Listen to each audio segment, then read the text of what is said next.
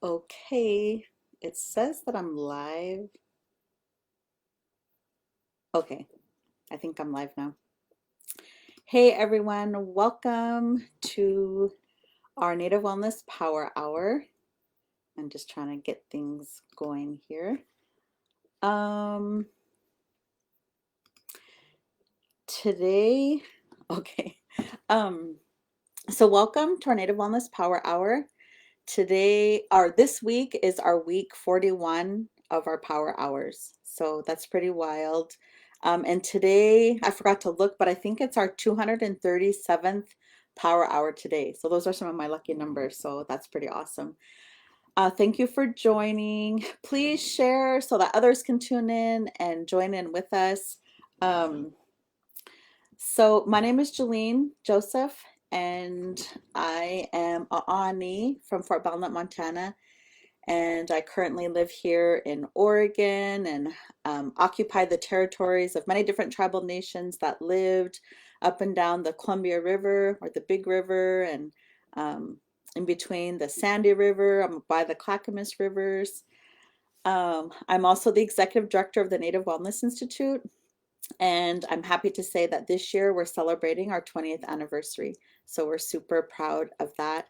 And today is also my birthday. So I am, oh, it says live. Oh, sorry. Someone came in and said you ended it. Um, so anyway, I hope I'm still here. I hope I'm live. Anyway, today's my birthday. I'm 55 years old today. And geez, when I say that, it sounds so old, but I don't feel old. I'm kind of like one of those people that says, "Oh, well, 55 is the new 45." But then in the time of pandemic, it's like 55 is really 65. Um, but anyway, I feel super good today, and I intentionally wanted to do the power hour on my birthday, December 30th, because I want to gift you with like some of the teachings that I have received from my mentors. And so that's what I'm going to be doing today is just teaching you or sharing with you some of the teachings that I have received from my mentors. So before we do that, way back in March, when the pandemic was kind of like gearing up and stuff, we had a training over in Florida. And so we were kind of debating like, should we go and do this training or what? It's like, yeah, let's go do this training. So we went to Florida, and like as soon as we got there, the country started shutting down. The NBA quit, like all this stuff started happening, and we're just like, oh my goodness. My mom even told me, you better take your beads. What if you get stuck in Florida or something? Anyway, we didn't get stuck. We flew back on March 12th, and we had a staff meeting on Friday the 13th, March 13th. We had a board meeting by that next Monday, the 16th, and by that March 21st, that following Saturday, we brainstormed and we came up with the Native Wellness Power Hours. And the reason we do them is because we knew that in already traumatized people, meaning that communities that already experienced trauma would be re-traumatized in this pandemic. And so we wanted to do our part. We wanted to do our contribution.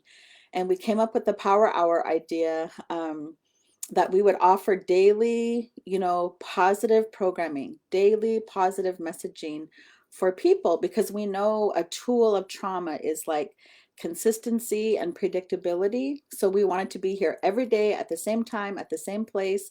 We started out going 7 days a week, and we did that for like 4 months, because we never have been in a pandemic before. We didn't know how long it was going to last. And then finally we cut back to 5 days a week. So now we go 5 days a week.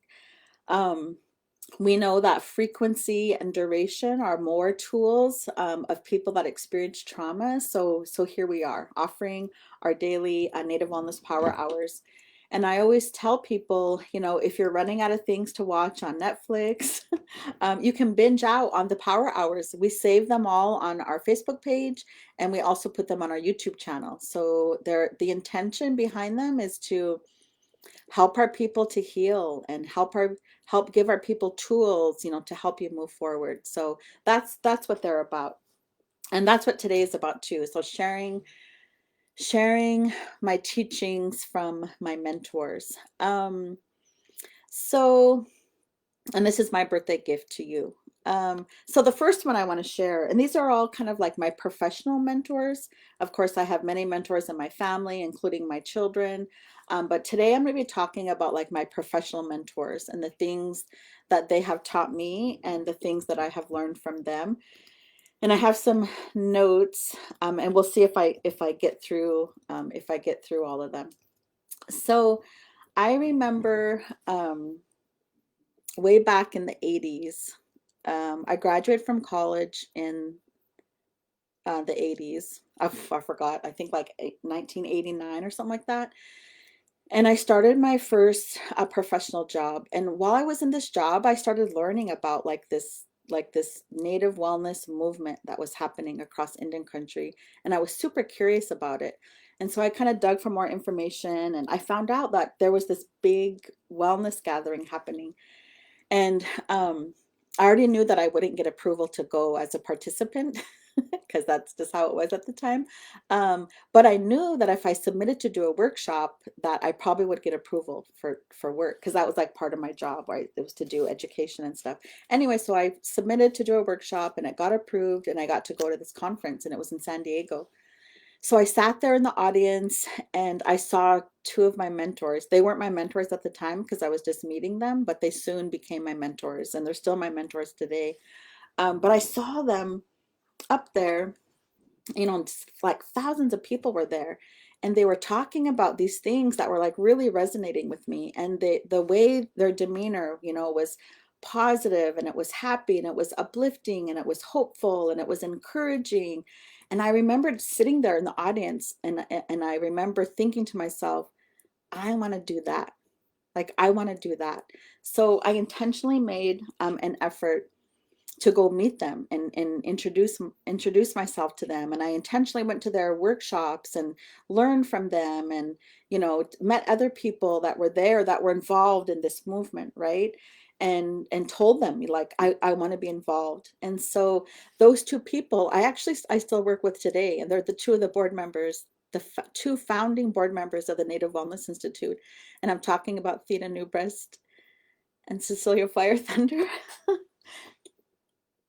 I didn't expect to get all emotional about it, but it's awesome because when I reflect back to that time and I think about what they did to help me along my professional path, right? And so some of the things I learned there and that they taught me like was about taking healthy risks. And we use that language a lot in our work, right? That's where I like learned about that term, taking a healthy risk. So I took that healthy risk and, introduced myself and I took that healthy risk and I said, I want to do this. Like how can I do that? And then I stayed in touch with them. Of course, I went back to my job and kept my job and all of that. But what I also learned there was about, and what they taught was about like embracing my purpose, like finding my purpose and embracing it, right? And so that's what I've done. Like my whole life is embraced my purpose and really worked to live out that purpose. Like I'm talking about like my purpose on this earth, right? Like what's my purpose on this earth? So at a very young age, I knew my purpose and I embraced my purpose. Like, and I'm still doing that today. So what that contributes to is like what they also taught me was about um am I working to make a living or am I working to live? Does that make sense? So that's what I learned there. And I learned from Theta and Cecilia about when we when we work on our own stuff and let go of our own stuff that we hold on to, then we can be filled up with joy and laughter and love and kindness and compassion. And we want that for other people. Like that's what I saw and felt from them. And that's what I wanted to do to help other people as well, right? And so that was pretty awesome. And so they're still my mentors today. I get to work with them. Like I said, they're two of our founding board members of the Native Wellness Institute. And later, I'm going to be talking about a conversation that I just had with Cecilia. We talked for like an hour and a half, and I mainly just listened and she was still teaching me. And I'm going to share some of those teachings later.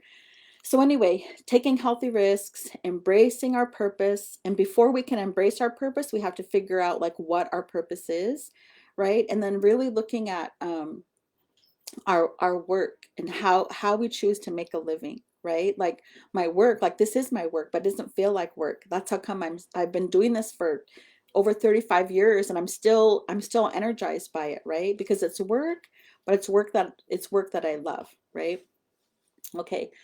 So on to another mentor, um, a gentleman by the name of Howard Rayner, who I met when early on in my professional career. And actually, I don't remember exactly how it happened, but um, I was working for this tribal health organization, and we served the tribes in the Northwest. And I was going to go do some work up in this tribe in Washington, and somehow I got connected with Howard. Like I don't remember that part of what had happened, but anyway, I ended up traveling around with him for like a week, and so like we were driving up there and he was telling me story after story after story.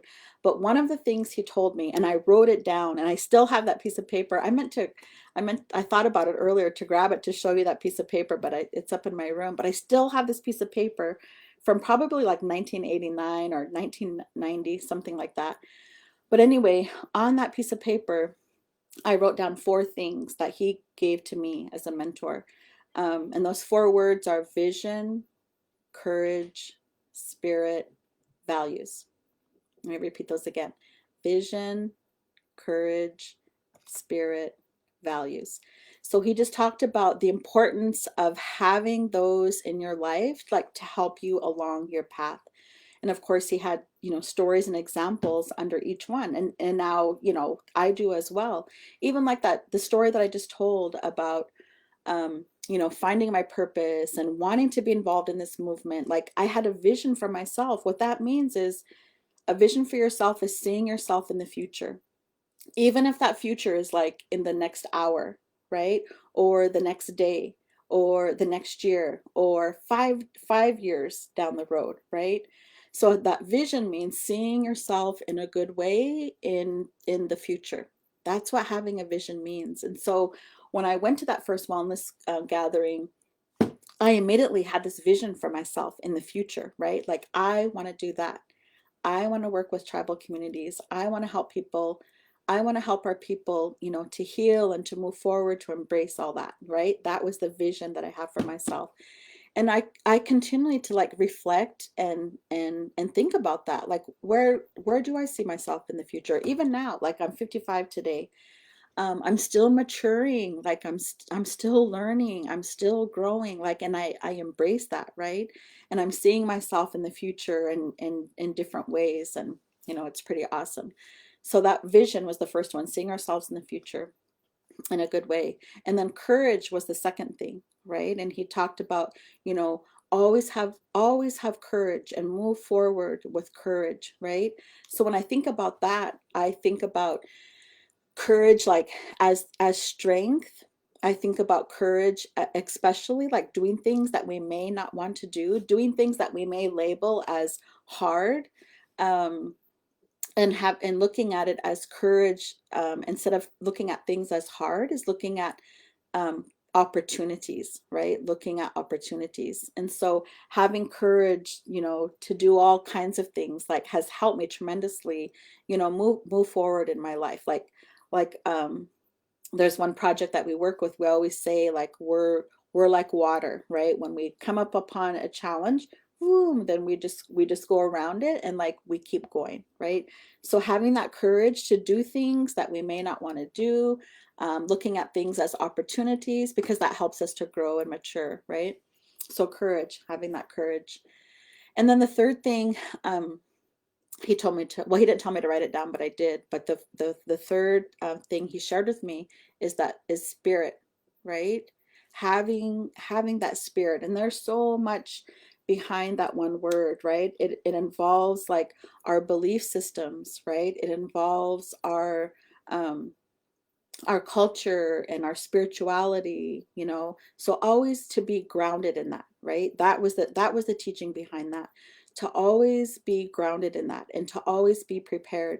So as Howard and I were traveling all over this, we were traveling one day, and we were like on I-5, all this traffic is going along, and he pulls off to the side of the road, and well, he was showing me some his favorite spot, but because he's a photographer. But all of a sudden he gets all quiet and he's like, okay, we're gonna pray now. I'm like, oh, okay. So I get like all quiet and, respectful and reverent. And so I'm sitting there and he's doing the same thing. He's sitting there and we're both just sitting in silence. And so I was like, geez, when is he going to start praying? And we're just sitting there in silence. And then finally he looks at me and he goes, go ahead. And then so, like my heart goes into my throat and I'm like, oh my gosh, he wants me to pray. It's like, oh, he wants me to pray. I'm going to be praying in front of my mentor.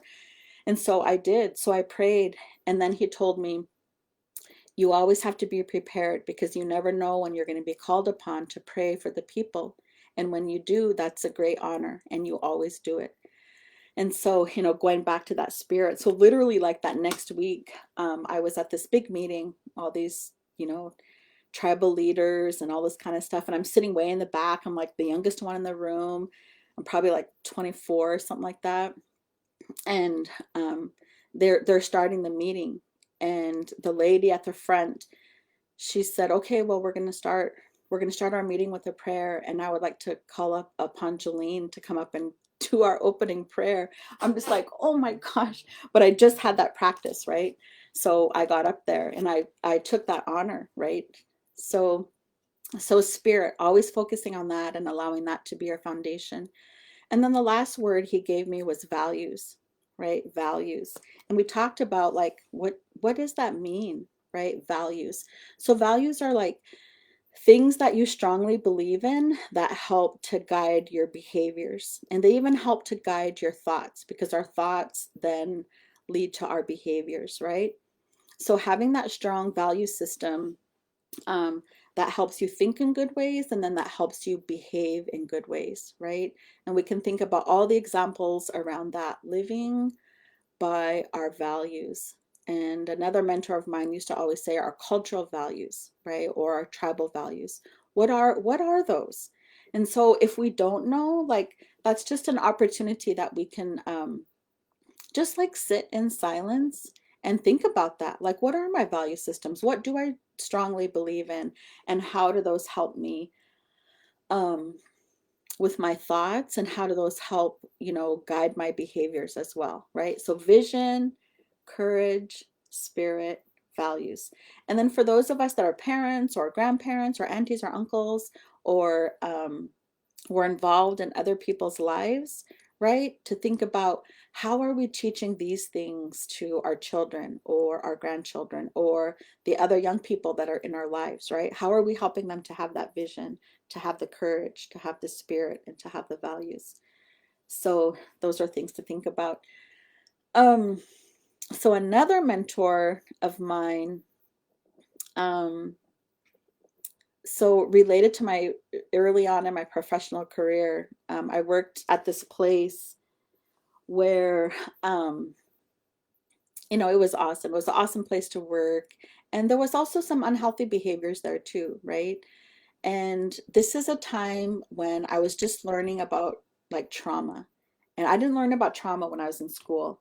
And I learned about, theories and methodologies and models and all this kind of stuff. And my background is in community and public health.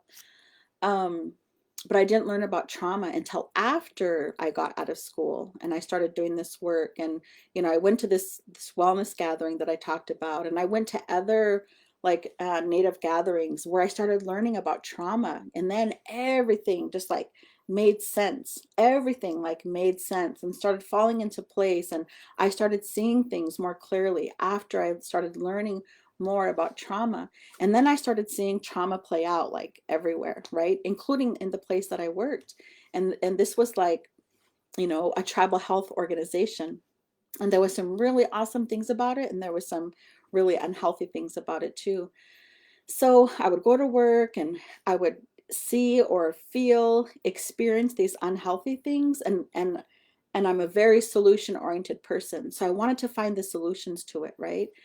But I didn't know how to do that. I didn't know how to to find the solutions, or I didn't even know what the solutions were. So I reached out to one of my mentors, and I kind of described to him some of the stuff that was happening. And so one of the things that he told me, and now I'm talking about John Spence, one of my other mentors. And so I reached out to him for some guidance, like what's happening here, and more importantly, like what can I do about it? And so one of the things that he told me, he said was, always listen to your body. Like your body is going to tell you. He said, so like if your hands like get sweaty, or you're feeling like, he didn't say butterflies in your stomach, but you know that feeling like when you feel butterflies in your stomach, usually it's for something good, like, you're excited about something. Well, this was like, you know, bats in my stomach or moths, or I don't know. So, it was like that, just that yucky feeling, right? Well, basically what he was describing to me was like, your body is telling you that you need to do something differently, right? That's the first part of like solutions. If you just, basically he was saying, if you keep doing the same thing over and over, but you expect different results, we know that that's the definition of insanity, right? So your body will tell you when you need to do something differently. I'm like, oh, okay. So like listen to my body. So I tried to do that. So he's like, yeah, listen to your body. And then he just he taught me more about trauma, right? And how that plays out, and the solution part, and so we brainstormed like different solutions, and one of the solutions we brainstormed was, like having a staff retreat where everyone can come together and we can talk about these things and better understand these things, and then to help us collectively come up with solutions to move forward. It's like, oh, that's a great idea. So I went back to my desk, and I talked to some of my other colleagues about it, and they're like, great idea. You go ask the boss. And I was the youngest employee. So they said, you go ask the boss if we can do this. I'm like, okay. So I go back to my desk and I type up this proposal, right? Of like what it would do, and here's what the agenda would look like, and all of this kind of stuff. And so I did that, and then I scheduled time to go talk to the director, right?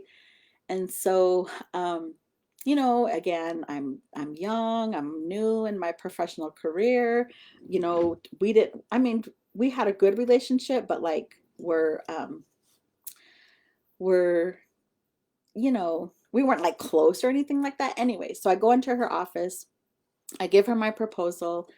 I tell her this idea about doing a staff retreat to address some of the, unhealthy behaviors that are happening in the office. And she looks at the proposal.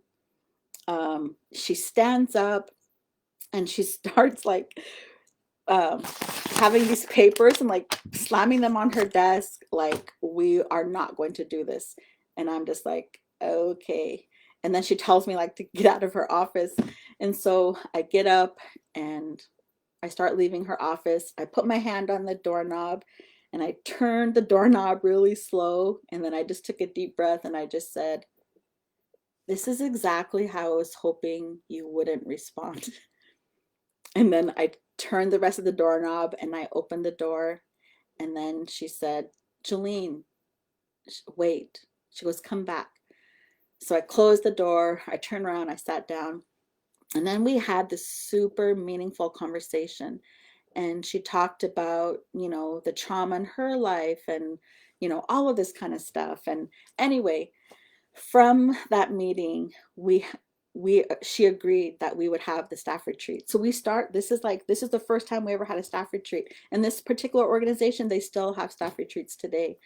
But we talked about, we negotiated the things that we could talk about and the things that we wouldn't talk about, right? Because she didn't want to be hurtful to anyone. She didn't want to like call anybody out and, and all that kind of stuff. And that wouldn't happen anyway. But anyway, I asked my mentor, John Spence at the time, if he would facilitate it. So he facilitated our very first staff meeting. So, I mean, our very first staff retreat. So that was pretty awesome. And it was super awesome, the stuff that we talked about, and it was a really good way. What that also taught me that I didn't know about at the time because remember, I'm still learning about trauma. I'm still, learning, but that was the beginning of what it meant to be trauma and healing informed. Like that was when I started like learning all of that and connecting the dots and learning how important it is to connect the dots to trauma, to behavior. And then to also find the solutions about we can address these things in really good ways. We can address things in loving, caring, and supportive ways, right? That's that healing piece, right? So that was awesome that I learned from my mentor. And he's still my mentor today. I'm still learning from him today. I still, go to him and ask him things. So that was pretty awesome. So I have all kinds of mentors, and some of my mentors like know that they're my mentors, and some of them don't know that they're my mentors. And they're just people like that I look to, right? That I want to be like, or that I want to emulate. Take a drink of that water. So there's a couple of them. There's kind of like three of them that I lump into the same category that they're my mentors. And interestingly, one of them is Avis Archambault, who is John Spence's sister. And so Avis and there's two other ones. They're my mentors, and what they teach me is about energy, right? Or spirit. Some people will say it. And there's so many examples in this one. But there's a saying that we use in our work. It's called shift happens. I should have wore that shirt today, but I think it's dirty. But so I wore this one instead. But shift happens. Shift as in SHIFT. Shift happens. And I love that saying because what that means to me is like when the energy changes, right? Whether it's in our own body or whether it's in the space around us, when that energy changes, that's when that shift happens, and that allows us to think differently, or it allows us to feel differently, right? Um, so I love learning more about energy and how to move it and shift it and change it and manipulate it within my own body and like within spaces. Okay, so I'll give you some examples of that. So this one time, it was around winter time. Several years ago, I was facilitating this strategic planning session for this tribal council, and we were in this room, and there was this long table, and at this end of the table were all the council men. They were all men and one woman. There was like 9 or 10 of them, like five on this side of the table, five on this side of the table. And then at the other end of the table were like all the program directors and stuff. And then I'm up here as a facilitator. My colleague was over there taking notes and stuff.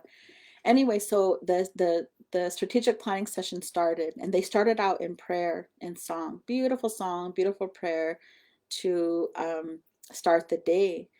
And they sang the song in unison, like everybody in the room was singing the song in unison.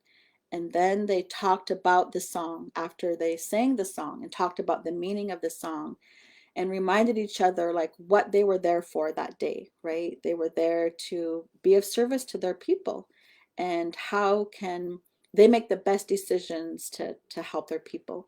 So the day is the morning is going on. After that beautiful prayer, we start talking about, doing different things.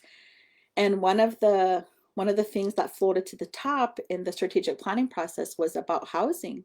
And they had like 3 areas on the reservation that they were considering for these housing developments. Well, one of them, like they had found some remains, right? And so that was, for some of them, that was like off the table. Like no way we would, develop housing there. Well, some of them wanted to consider that, right? And to do further development about it. Well, it got very contentious. It got very, we went from this song and this prayer and just feeling so good and all of this, like really stressful, and people were slamming their fists on the table, and the voices were getting louder and louder, like yelling, and it was going back and forth. And I'm the facilitator, and so I'm just like, oh my goodness. And they're tribal leaders, and they're mainly men, and so I'm just like, okay. So I had to like find this calm inside of myself, right? Right. So have my energy calm. And then with my mind, I'm like circling all of them with love. Like that's what I do in my head, right? Like I'm circling all of them with love, and I'm circling the room with love, like trying to create that shift of energy, like in the space, right? And so then finally, like they're still yelling and all this kind of stuff. So finally, then I had to do something further to like create that shift in the room, right? To bring that calm and to change that shift of energy in the room. So finally, I had to put my hand on the table, like, and go like this to get their attention, right? And to pause them. So like I literally had to like do that and then say, okay, let's pause right here. All right. Like everybody sit down. Let's pause. Let's go back to this morning when we opened with that song and that prayer.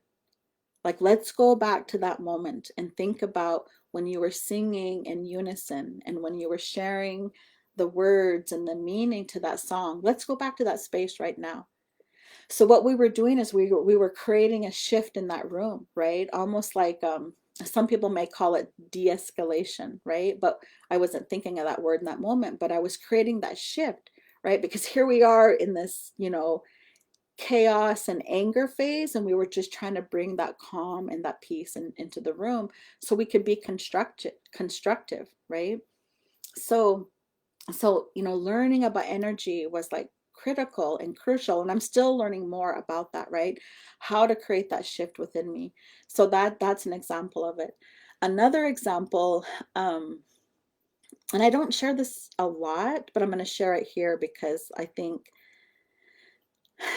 there's people out there that need to hear it. So several years ago, at one of our youth gatherings, we had a horrific tragedy. And this is like, could be triggering for people. So just kind of a little warning there. But one of our young people, one of our youth participants, passed away at our youth gathering. And it was actually like the worst day of my life. And it was on a Wednesday. And so here we are. It's our event of the Native Wellness Institute. It was, all the stuff was going on. So I had to like put my emotions on hold and to like take care of everything, right? So boom, boom, taking care of everything. The event got over the next day. Like we were still, taking care of everything. Then the event ended, and then I could finally like feel, right? And then, of course, like I broke down. Like I couldn't eat, I couldn't sleep, I couldn't talk. Um, and from what I learned from my mentors over the years is that, to ask for help. Like when I need help, like to ask for help. So it's like I need help, like this is major because what I was just feeling all kinds of things. And so I reached out, and I reached out to these mentors that, helped me to learn about energy, and like I wanted this energy out of my body, but I didn't know how to do that, right? Like I couldn't do anything, like I said. And so I reached out for help, and so one of them said, okay, I'm gonna call you at 10 a.m. on Saturday, answer your phone. I'm like, okay. So actually I came into here, I'm in my office right now. I came into my office, and I stood up my window back there, and I'm on my phone. And so one of my mentors is on the phone with me, and he's just like this matter of fact person, right? And he's like, okay, so what are you feeling? And I said, well, I'm feeling guilty. I feel like I have this life on my hands, I'm feeling guilty, and I'm feeling responsible, you know, like this is my fault. I'm feeling responsible, and I'm feeling regret. And I could barely say those words, how like you're crying so much. So I could barely like say those words. And he's like, okay. He goes, well, let's talk about those words. He goes, guilty. He goes, well, you didn't do it. Like you didn't kill this person. He said, he goes, so if you want to hold on to that guilt, you can. He said that's your choice. If you want to hold on to that guilt, you can. But if you do, it's going to make you sick. I was like, okay, I'm just listening, right? I'm just listening. And he's talking. And he goes, okay, let's look at regret. He goes, regret is kind of like guilt. you know. He said, you can't go back and change anything. So if you want to hold on to that regret, you can. He said, but it will make you sick. So just thinking about that, even in that moment, if you want to hold on to that, you can, right? Like that's my choice. If I want to hold on to that, I can. And the flip side of that means if I want to let go of it, I can, right? Like that's how powerful we are. And this is how energy works, because there's energy tied to that guilt, right? There's energy tied to that regret. And if I hold it inside of me, that will make me sick. Okay? So then the next thing he says, okay, responsible. You're feeling responsible. He goes, well, you are responsible. You're the executive director of the Native Wellness Institute. You are responsible. And inside, in my mind, I'm like, geez, that's not like, that doesn't seem very compassionate, you know? And because it kind of just like struck me. He goes, however, let's talk about what that means. What does responsible mean, right? And he said, responsible means responding to, and you are responding to this like the best way that you know how. And so I thought, wow, okay, like these are different ways to think about it. So this is like in the first, 10 minutes of the conversation, and the whole conversation was an hour. So then he goes on and he's telling me these random stories. And in my mind, I'm like, why are you telling me these stories? Anyway, this is what's going through my head, but I'm trying to listen to his story. So he's telling me a story, then he tells me another story. And then about halfway through the call, like something happens, and like I felt this stuff like leave my body, and I interrupt him because he's talking, telling me these stories, and I interrupt him. I go, wait a minute, like what just happened? And now I'm talking like this now, right? Right before that, I'm like, like I could barely talk, right? And I said, wait a minute, like what happened? Something just happened. And he's like, what? And so he pauses, and I go, I don't know, something just happened. Like, look, I'm talking like this now, like I'm talking normal. And he said, oh, he goes, all I'm doing is I'm trying to help you create this shift inside of your body. I'm trying to help you like let go, move that energy around to let go of some of that guilt and that regret. He said, that's I'm helping you to do that, right? You want to do that. He goes, I'm just helping you to do that. So I literally felt that shift, right? And it was like that. And what I call that now is like a spontaneous healing moment. Like I've read about it and I've heard about it, and now I have experienced it like a spontaneous healing moment where literally it was like that. And I was talking like this by the end of the conversation, and it was pretty awesome. And so I learned a lot. I learned a lot in that moment. And later that day, like my parents came, um, we had company here that was there during that event, the horrible day. That day we went out hiking, and we had a picnic, and we went by the water, we walked behind a waterfall, and it was like that was I smiled that day and I laughed that day. It doesn't mean that I was still sad over the life that was lost, but I didn't need to carry that, or I didn't need to carry those feelings around anymore, right? So that shift. So learning about energy from those mentors was like super, super helpful. And it continues to help me like professionally, and it continues to help me personally as well, right? Um, and how I can work to continue to create that shift within my own self, within my own space, within other spaces that I'm in, even on Zoom space now. And now here we are in this virtual world, even in that space. So it's pretty awesome. So I'm grateful for my mentors that teach me about that, and just about vibrations and having good vibes, right, or good vibrations out there. So um anyway, so I want to share about those. And then there's so many mentors. I have this big old long list here. So hopefully I get to all of them. So another mentor who isn't my mentor anymore, but was at one point in my life. And that happens, right? Sometimes we have mentors, and sometimes those relationships end, or we all move on or whatever. Um, but this mentor was someone who, so I'm a very positive person. Like that's just, I was just born that way. Actually, I made a digital story called I was born to be positive. Um, but that's just my nature, right? That's just my nature. I'm a positive person. And as such, that means I'm also like hopeful and solution oriented, and all of that. That's just how I am. So anyway, I got married one time, and and there was lots of red flags before I got married.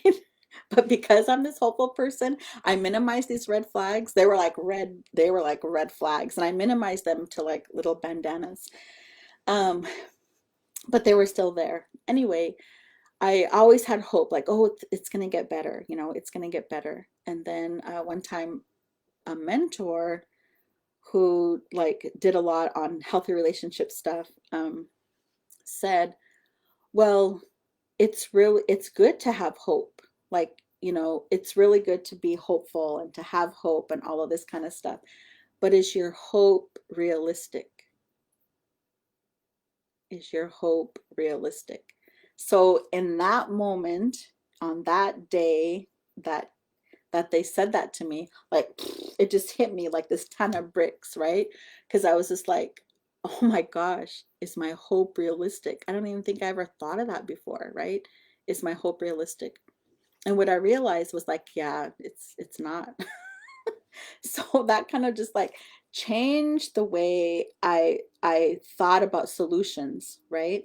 So anyway, I ended up like leaving that relationship. I got a divorce because I learned about realistic hope, realistic hope. And so now that becomes like a marker for me in other areas of my life, right? Where I'm hopeful about something, then I always go back and think, well, is that hope realistic? Right? Is that hope realistic? Or what else needs to be done here, right? So I wanted to share that teaching as well. Another mentor of mine, I was kind of a latecomer to Facebook. I never did what was that other one? There was the other social media. I just forgot what it was called. Um, that people were on before Facebook. Anyway, I never did that.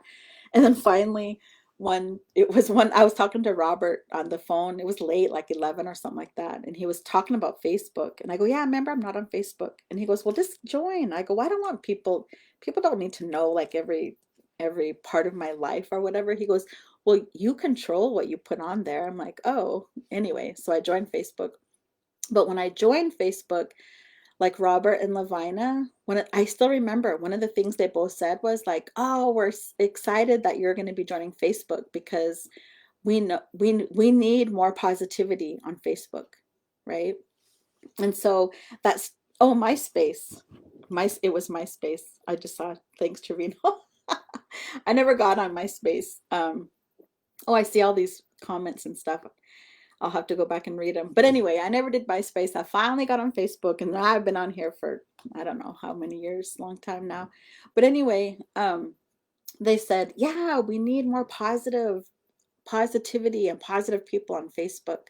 So I always remember that, And like I said, I'm a positive person anyway. That's just my natural demeanor, right? But especially when I'm gonna post something on Facebook, like I want it to be positive, or I want it to be constructive, or I want it to be helpful, right? And the friends and people that I let into my space on MySpace, get it? Not MySpace, but into my Facebook space, I want to be positive and constructive as well. So, in my learnings about trauma, I've learned that one of the lasting impacts of trauma is that chronic negativity. And one of the lasting impacts of trauma is being like a chaos junkie, right? And I see that on social media as well. I see that play out on social media. Of course, I see it play out in real life as well, but I'm very aware of that.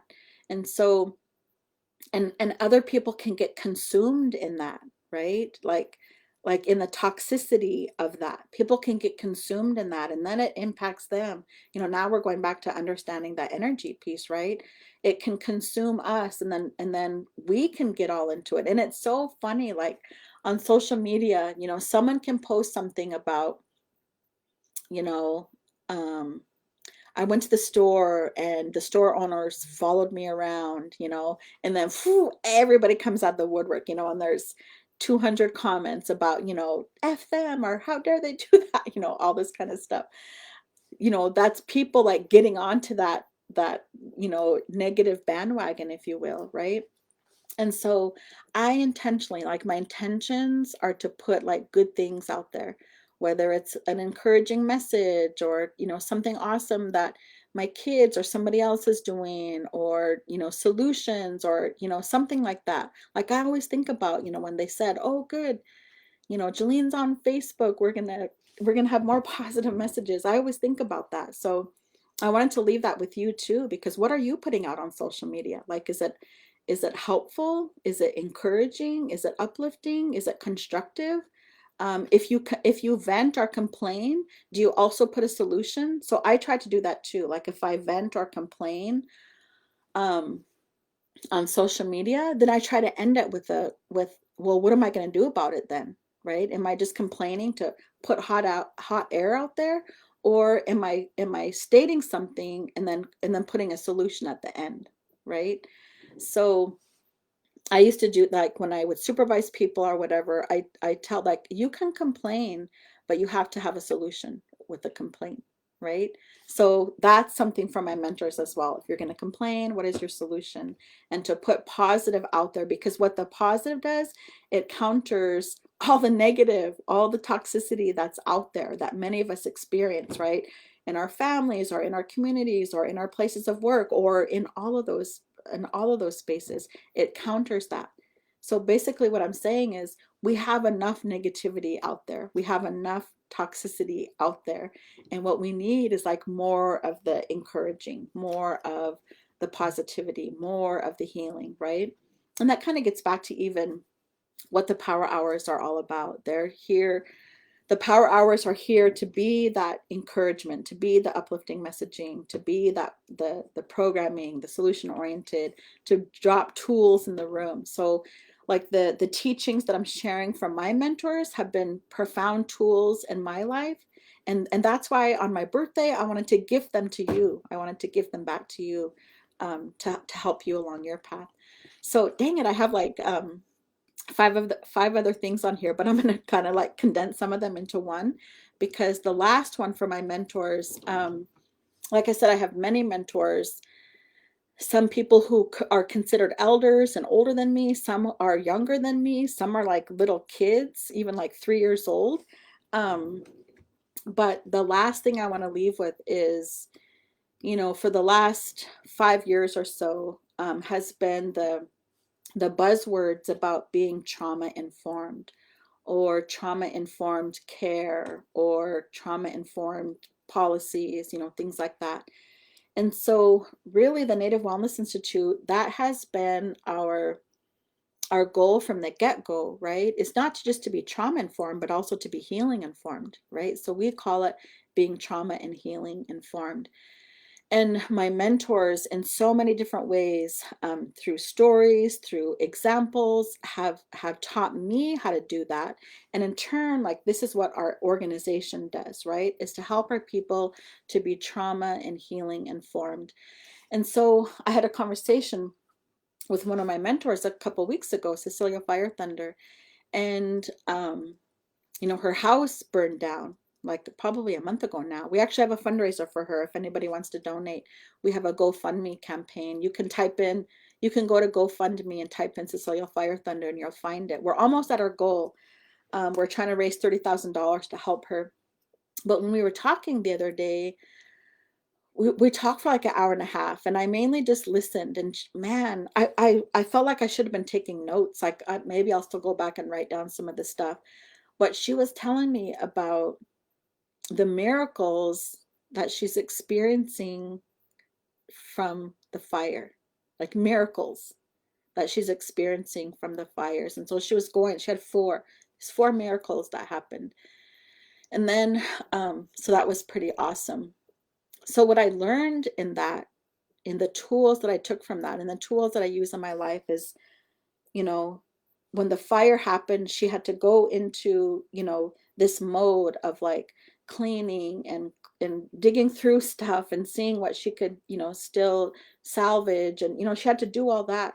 And then she came to a place of where she could just like let go and cry and grieve over all these things that she lost, right? And then she could bounce back and come to a place of like gratitude and come to a place of that's just stuff, right? That's just stuff. And it helps you to think about the things that are really important.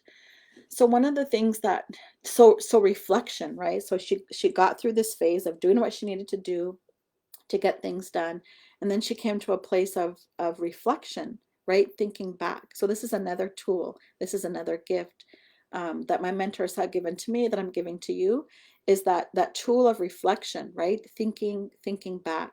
And with that comes that place of gratitude.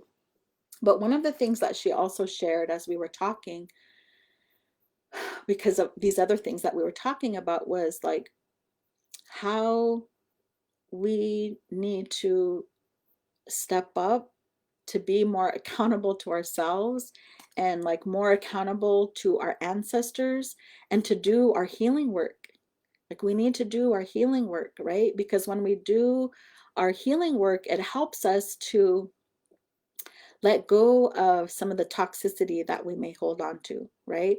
It helps us to address things like addiction. It helps us to address things like violence. It helps us to address things like poverty. It helps us to address things like foster care, right? And the generations and generations of generations that these things keep happening. That's called intergenerational trauma, right? And so she said, we have more work to do. Like we have to step it up, basically, is what she was saying. Like we're not doing our jobs fully because these things keep happening. So I've been sitting with that for like the week and a half now, or couple weeks, however long since we've had that conversation. I've been sitting with that. Like, how can we step up even more? How can all of you that are listening, that are going to watch this later, how can we all step up, right? For us to do our own healing? How can we step up to help our families? How can we step up and provide opportunities for healing within our communities, right? Because healing is the answer to trauma. So when we talk about being trauma and healing informed, a big part of that work is like looking within and starting with our own selves, right? And taking that time to reflect and looking at our own behaviors. Like what are my behaviors? Are they helpful or are they hurtful? And the hurtful ones, what are the things that I can do about that, right? Am I drinking or am I doing drugs? Am I, at bingo all the time? Am I on social media all the time? Am I neglecting, my family? Like, do I say hurtful things? Am I judgmental? Like all of these things, right? We can take a look at our own selves and then figure out, well, what can I do about that? Like to let go of some of that stuff so I can be a better human being, right? So I wanted to leave that I'll leave that as the last message, is doing our own healing work, right? And if you're unsure of what that means or you're unsure of how to do that, like you have 237 power hours that you can watch and that you can get messages from to help you to learn more about healing, to help you learn more about historical and intergenerational trauma, to help you learn more about historical and intergenerational wisdom, to help you learn about tools that can help you to move forward. Like we need to do that. Let's make 2021 this amazing year of healing for our people. Like we can do that, right? We deserve that. Our families deserve that. Our ancestors deserve to see us living in these amazing ways, right? Our future generations are depending on us to do this. So that's my birthday wish too, right? Like that's my birthday wish, is that we embrace healing and that we don't look at it as hard or a struggle. Like we look at it as a blessing and we look at it as a gift to ourselves, right? Like that's the ultimate, self love is to heal, right? Is to heal. So that's my birthday wish and request to all of you. I'll have to come back on and do some more teachings of my mentors because I have a couple of other good ones that I didn't get to. A couple of other stories I was going to share, but I'll be back on. I'm sure we're going to continue our power hours. We didn't really have an ending date in mind again because we've never been in a pandemic before, but I'm sure we'll continue on. So if you want to look at them, they're on our Facebook page, the Native Wellness Institute's Facebook page. We also have them on our YouTube channel. You just go to YouTube, type in Native Wellness Institute, and you can choose 237 power hours to watch and to learn from and to be uplifted. There's music concerts and, all kinds of things. We also have our t-shirts. They're on sale on our website, nativewellness.com. They're like 25 bucks and $3 for shipping or something like that. And they help, fund some of our programming. We want to invite you all to check out our website as well. We have trainings coming up. We're now doing our online trainings because we are still in the pandemic. We're going to still do online training through June of 2021. And then in the springtime, we'll kind of assess and see where we're at with the vaccines and where we're at with our communities and see what we're going to do for the rest of the year, if we're going to still be online or if we're going to be in person. So just keep checking back. Remember that we are still in a pandemic. Many communities are getting the vaccine and they're celebrating that because of how the pandemic has impacted their communities. It will take many, many months, right, for all of the country to get caught up in that. So please stay home if you can. Wear your masks if you have to go out. Use hand sanitizer. And do your own deep thinking, about the vaccine. I'm going to take the vaccine when it comes available because I don't want to get COVID. So thank you all for the awesome birthday wishes. Oh, I gotta go. We have like this other event going on. Anyway, thank you for the awesome birthday wishes and have an amazing day. Have an awesome and safe new year. And we'll see you next year. Bye.